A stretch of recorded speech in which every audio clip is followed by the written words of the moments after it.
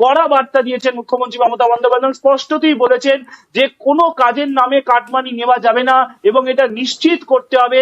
তার কাছে রিপোর্ট আসছে একাধিক ক্ষেত্রে কনস্ট্রাকশনের নামে কাটমানি নেওয়া হচ্ছে, এই সব জিনিসগুলো বন্ধ করতে হবে।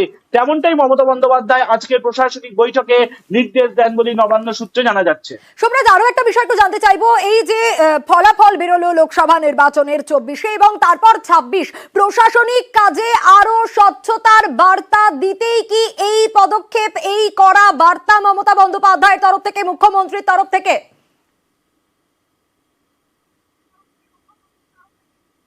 দেখো, একদমই। তার কারণ একদিকে যখন কাটমানি নিয়ে কড়া বার্তা দিচ্ছেন মুখ্যমন্ত্রী মমতা বন্দ্যোপাধ্যায়, তেমনি আজকের বৈঠকে আবাস যোজনা নিয়েও কড়া বার্তা দিয়েছেন মুখ্যমন্ত্রী মমতা বন্দ্যোপাধ্যায়।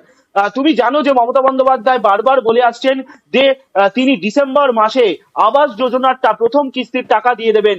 কেন্দ্রীয় সরকার আবাস যোজনার খাতে রাজ্যকে টাকা বন্ধ করে দিয়েছে, এখনো পর্যন্ত কেন্দ্র টাকা দিচ্ছে না। সেক্ষেত্রে আজকের বৈঠকে মমতা বন্দ্যোপাধ্যায় স্পষ্ট নির্দেশ দিয়েছেন যে ফের নতুন করে সমীক্ষা করতে হবে। কারণ তিনি বিভিন্ন এলাকায় গেছেন লোকসভা ভোটে নির্বাচন চলাকালীন, তিনি এটা অনুভব করেছেন যে এখনো অনেক যোগ্য, যারা এই বাড়ি পাওয়ার যোগ্য, তাদের অনেকেই এই তালিকায় নাম আসেনি।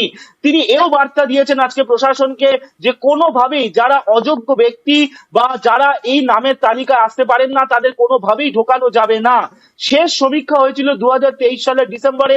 তারপরে মমতা বন্দ্যোপাধ্যায় ফের আবাস যোজনা নিয়ে সমীক্ষা করার নির্দেশ দিয়েছেন।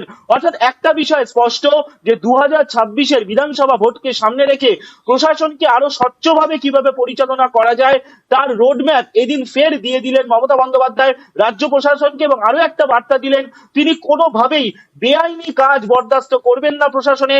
সে কাটমানি থেকে শুরু করে, বালি থেকে শুরু করে, কয়লা থেকে শুরু করে, এমনকি আবাস যোজনায় প্রাপকদের তালিকা অন্তর্ভুক্তি থেকে শুরু করে তিনি কোনোভাবেই বেআইনি কাজকে যে বরদাস্ত করবেন না। ভোট শেষ হতেই প্রথম প্রশাসনিক বৈঠকে মমতা বন্দ্যোপাধ্যায় এই অবস্থান স্পষ্ট করে দিলেন। বেশ সোমরাজ, আমার এখানে এখনো 43 লক্ষ বাংলায় বাকি আছে। কাঁচা বাড়ি তো গ্রামে গ্রামে সবার, আস্তে আস্তে করব। আগামী ডিসেম্বর মাসে আমরা শুরু করব 11 লক্ষ পাকা বাড়ি আমরা করে দেব। 24-এর ভোটের প্রচারে প্রতিশ্রুতি, আর সেই প্রতিশ্রুতি মতোই এবার প্রশাসনিক সিদ্ধান্ত। আবাসের ঘর বানাতে টাকা দেবে রাজ্য সরকার, ডিসেম্বর মাসে প্রথম কিস্তির টাকা দেওয়া হবে।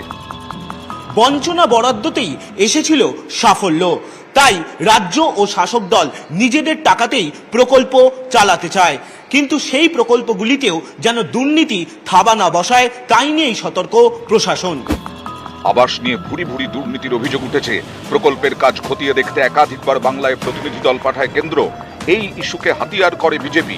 এই সুযোগ যাতে তারা আর না পায় তা নিশ্চিত করতে চাইছে রাজ্য সরকার। দুর্নীতি ঠেকাতে তাই আবারও সমীক্ষার সিদ্ধান্ত নেওয়া হয়েছে।